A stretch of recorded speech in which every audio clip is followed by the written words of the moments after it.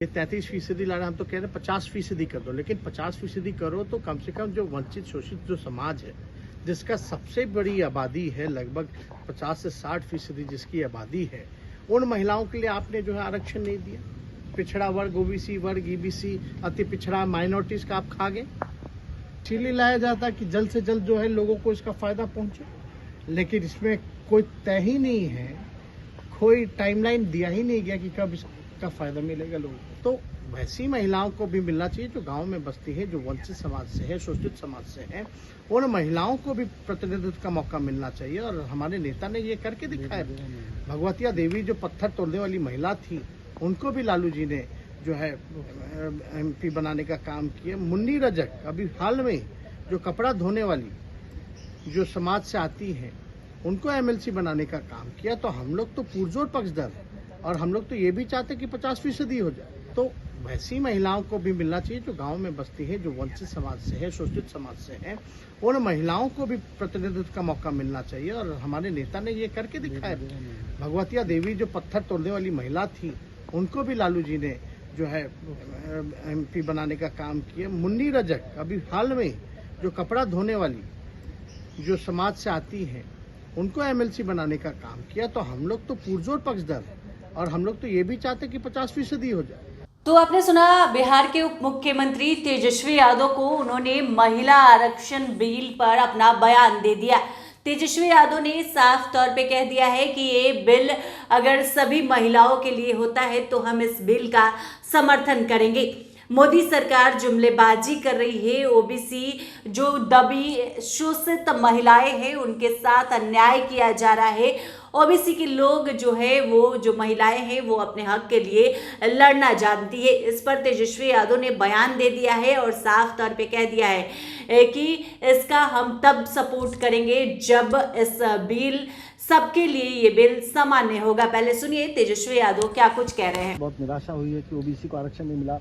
हम आरएसएस प्रमुख का भी बयान देखते हैं कि पिछड़े दलितों के साथ अभी भी निराशा तो है ही भाई, और प्रधानमंत्री खुद को बोलते हैं लोगों में निराशा। अरे ये सब बकवास की बातें हैं, बोलने की कथन और कथनी में इनका भारी अंतर है। ये लोग हमेशा से पिछड़ा विरोधी रहे, और ये मानसिकता जो है इनके महिला आरक्षण बिल में जो है छलकता हुआ दिख रहा है।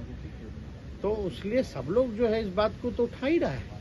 और आखिर क्या वजह है कि भाई इसमें महिलाओं, अति पिछड़ा हो या पिछड़ा या माइनॉरिटी महिलाओं को इन्होंने आरक्षण नहीं दिया? तो जाहिर सी बात ये नहीं चाहते कि उस वंचित शोषित समाज की महिला भी यहाँ आए, पार्लियामेंट आए। लोकतंत्र का जो मंदिर है, जो सबसे बड़ा मंदिर है देश का, लोकतंत्र का, वहाँ ही पहुँचे, अपनी बात रखे, अपने समाज की बात रखे, ताकि उनके समाज का कल्याण हो सके। तो ये तो पूरी तरीके से छलने का काम कर रहा है। इसलिए हम बोल रहे हैं इस बात को कि ओबीसी वर्ग जो है लड़ाकू वर्ग है।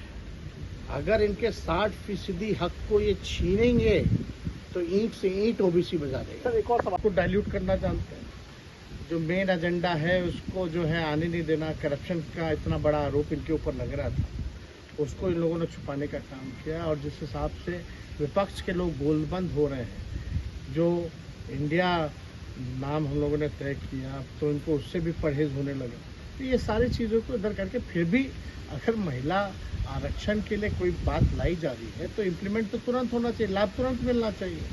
ये तो ऐसे ही पुराना जो नागरिक वाला जो बिल था वैसे ही बिल ला करके पास करा लिया, लेकिन कुछ हुआ नहीं। ये केवल लगता है कि जुमलेबाजी के लिए ये लाया गया है। लेकिन अगर वाकई में भारत सरकार चाहती थी तो सबसे पहले भाई सेंसस कराते, लेकिन सेंसस तो कराया नहीं। 2 साल ऐसे ही लेट हो गया। सेंसस कराता, परिसीमन होगा, उसके बाद इम्प्लीमेंटेशन। तो अब सेंसस तो कब का हो गया होता अगर 21 में अगर इसकी शुरुआत हुई होती तो ये कहीं ना कहीं से गुमराह करने वाली बात है। इसको लाया जा रहा है, लेकिन हम लोग सारी चीज़ों को, विपक्ष जो है एक एक चीज़ देख रहा है, और ओबीसी समाज भी देख रहा है। कोई टाइमिंग चाहते हैं, time frame? Immediately bill pass हो, इम्प्लीमेंटेशन हो जाए, ये होना चाहिए। ओबीसी के लोग कि ये छलने का काम कर रहे हैं। तो ओबीसी जो है सारी चीज़ों को देख रहा है और अपने अधिकार को लेना वो जानता है। धर्म के नाम पर इधर उधर करके अगर भाजपा के लोग सोचते हैं कि ओबीसी को हम अपना वोट बैंक बना लेंगे, तो ओबीसी के हर एक लोग देख रहे हैं कि ओबीसी के लिए ये क्या कर रहे हैं, किस हिसाब से इन्होंने इस बिल में ओबीसी के लिए, अति पिछड़ों के लिए, माइनॉरिटीज के लिए नहीं लाया है। तो ये अपना अधिकार छीनना जानते हैं। कोई गुमान में ना रहे कि जो है इस तरह से उधर हेर फेर करके इन सबको जो है वोट बैंक बना ले। ओबीसी जो है प्रगति के लिए, अपने अधिकार के लिए अपना हक जानता है। अच्छा, इसीलिए लाया जाता है कि जल्द से जल्द जो है लोगों को इसका फायदा पहुंचे, लेकिन इसमें कोई तय ही नहीं है, कोई टाइमलाइन दिया ही नहीं गया कि कब इसका फायदा मिलेगा लोगों को। एक अंतिम सवाल सर, आप ओबीसी SC ST की बात कर रहे हैं, लेकिन कल और भी लोग जो नेता रहे हैं, और हम लोग खास तौर पे सदन में या सदन के बाहर ये हमेशा पुरजोर महिला आरक्षण के लिए हम लोगों ने बात कही है। ये 33% ला रहे हैं, हम तो कह रहे हैं 50% कर दो, लेकिन 50% करो तो कम से कम जो वंचित शोषित जो समाज है, जिसका सबसे बड़ी आबादी है, लगभग 50 से 60% जिसकी आबादी है, उन महिलाओं के लिए आपने जो है आरक्षण नहीं दिया। पिछड़ा वर्ग, ओबीसी वर्ग, ईबीसी, अति पिछड़ा, माइनॉरिटीज का आप खा गए।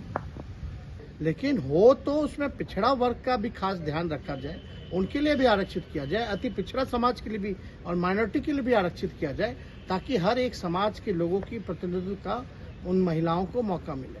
और ये फायदा कहाँ हो रहा है? तो सेंसस करा ही नहीं है।